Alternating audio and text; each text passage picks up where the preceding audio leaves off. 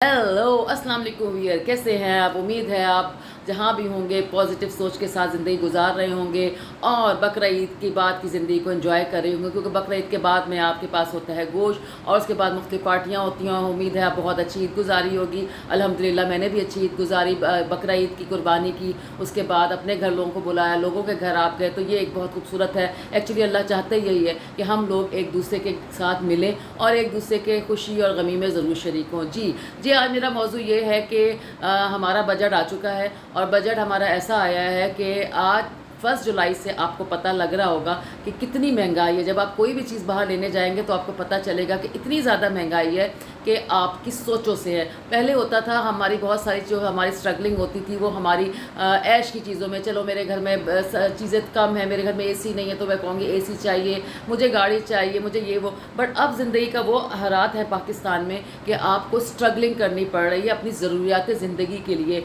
और एक बहुत मुश्किल, मैं कहती हूँ मेरी जितनी भी उम्र है मैं उसके हिसाब से अब कहती हूँ कि मैंने ये पाकिस्तान के मुश्किल तरीन हालात देखे हैं जहाँ पे हमें अपनी ज़रूरत के लिए स्ट्रगल करें। और हम में से जो ज़्यादातर लोग हैं तनख्वाहदार तबके, उसके ऊपर तो इतने टैक्स लग चुके हैं कि उसके बाद आपके पास कुछ बचता ही नहीं। और मुझे समझ नहीं आता कि हमारे हुक्मरान क्या सोच के बैठे हुए हैं, क्योंकि हर हुक्मरान को ये पता है कि उसका जो उसको अपने इन तमाम इक़दामात का जवाब देना है और उसके नतीजे में होने वाले हालात का भी जवाब देना है।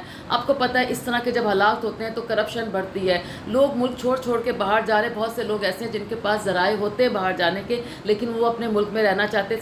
यकीन जाने दुनिया में सबसे अच्छा आपको अपना मुल्क लगता है, चाहे आप कहीं के भी रहने वाले हो, अपने मुल्क में रहना आपको पसंद है। हमारे मुल्क से कोई बाहर नहीं जाना चाहता, लेकिन जो मुल्क के हालात हैं उसके बाद अब नौजवानों के पास और कोई रास्ता नहीं। लेकिन हम जैसे एज वालों के पास तो कोई रास्ता है नहीं, लेकिन जो नौजवान हैं उनके पास कोई रास्ता नहीं रहा कि वो बाहर जाए और अपनी ज़िंदगी की ज़रूरियात को पूरा करें। क्योंकि अब जो बजट आ रहा है उसके अंदर आपकी हर हर हर चीज़ पे, जिस पे आप हाथ रखेंगे, गैस बढ़ चुकी है, बिजली बढ़ चुकी है और ये रुकेगा नहीं, ये और होगा। मुझे समझ नहीं आती कि आखिर कब तक और हम कब तक जो है अपने अवाम को जो है इस तरह के चीज़ें देंगे। और आप ये सोचें कि हम सबको अल्लाह के सामने जवाब देना है और हम क्या कर रहे हैं अपने लोगों के साथ, चाहे एक गरीब तबका हो, मिडिल क्लास हो, अमीर हो। देखिए जो एलीट क्लास है, एलीट क्लास उसे कहते हैं जो आप पे हुक्मरानी करते हैं, वो किसी भी तरह के हो सकते हैं, वो जो भी हैं। लेकिन जो एक मिडिल क्लास है, सबसे ज़्यादा मिडिल क्लास पिसता है कि उसको अपनी ज़िंदगी जो है वो अपनी एक दुनियादारी भी रखनी पड़ती है और फिर उसके पास इतना पैसा भी नहीं होता। जिसे सफ़ेद मिडिल क्लास बेसिकली सफ़ेद पोश है। तो कितनी मुश्किलात का सामना हमें है और हमें क्या चाहिए कि हम ये देखें कि हम, और आपको पता लगता है कि जब भी आप इस तरह की कोई चीज़ें आती हैं दुनिया में तो उसके बाद करप्शन, ये चीज़ें बहुत बढ़ जाती है। लेकिन मेरे साथियों, मैं आपसे यही कहूँगी कि जो जैसा कर रहा है वो उसका जवाब देगा। और रिस्क का वादा अल्लाह ताला ने किया, अपनी तरफ से पूरी कोशिश करें कि आप किसी और तरह से अपनी रोज़ी रोटी में एक्स्ट्रा काम करके जो है वो आगे बढ़ाएं और अपने ज़िंदगी की ज़रूरत की ज़िंदगी में कुछ लम्हात या कुछ टाइम ऐसा होता है जहां आप अपने ज़िंदगी में ऐश करते हैं। ऐश का मतलब जो आपकी ज़रूरत से ज़्यादा चीज़ें हैं उनको इंजॉय करते हैं। और कुछ वक्त ऐसा होता है ज़िंदगी का कि जिसमें सिर्फ आप अपनी ज़रूरत की चीज़ों को ही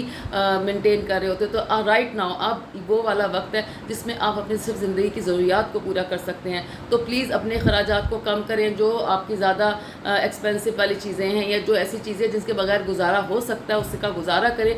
एक बात याद रखना, जब बहुत ज़्यादा अंधेरा हो जाता है ना, रात बहुत गहरी हो जाती है तो सुबह होती है। इसी तरह आपने देखा होगा जब आप फजर से पहले उठते हैं तहज्जुद के वक्त में, रात बहुत गहरी होती है लेकिन उसके बाद ही सवेरा होता है। ज़रूर उम्मीद इंसानों से उम्मीद ना रखें, जो हमारे लोग हैं उनसे तो उम्मीद रखनी भी नहीं चाहिए क्योंकि वो सिर्फ अपने बारे में सोचते हैं। लेकिन अल्लाह से उम्मीद रखें, अल्लाह ताला ज़रूर आपके लिए कोई बेहतर काम करेगा और आपके लिए। लेकिन जब तक वो वक्त नहीं आता तो आपसे अपने ईमान को संभाल के रखना है। आपने अपने ख़र्चों को कोशिश करनी है कि वो जो चीज़ें जो हम पाकिस्तानी कभी कभार पिकनिक पे चले जाते थे, कभी किसी रेस्टोरेंट पे जाके खाना खा लिया, हर एक ने अपनी हैसियत के मुताबिक। अब तो सिर्फ रेस्टोरेंट में वो लोग कुछ कहते हैं ना बाहर के लोग, जी हम यहाँ आते हैं तो रेस्टोरेंट भरे रहते हैं। तो रेस्टोरेंट दो लोगों से भरे होते हैं, या तो आपके घर बाहर से कोई रिश्तेदार आया हुआ होता है वो आपको खिला रहा होता है क्योंकि वो डॉलर्स में पाउंड्स में उनकी इनकम होती है, या फिर जो बिज़नेसमैन है जो बिज़नेस कर रहा है, ज़ाहिर है वो जब भी उसके ऊपर कोई बजट पड़ता है वो उसका जो है वो सारा जो है वो वहाँ से निकाल लेता है चीज़ें महंगी करके।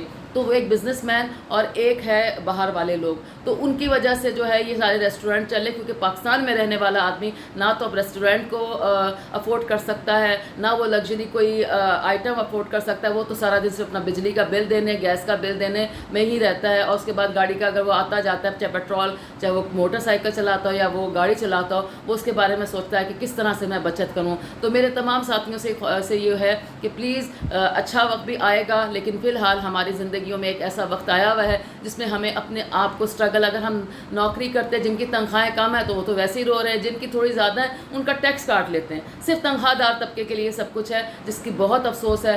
آپ سب کو صرف یہی کہنا تھا کہ پلیز اپنے اندر صبر پیدا کریں اور اپنے ایمان کو مت ختم کریے گا، اللہ پہ یقین رکھیے گا، کیونکہ جتنی رات گہری ہوتی ہے اتنی صبح روشن ہوتی ہے۔ اپنا بہت خیال رکھیں، ٹیک کیئر، اللہ حافظ۔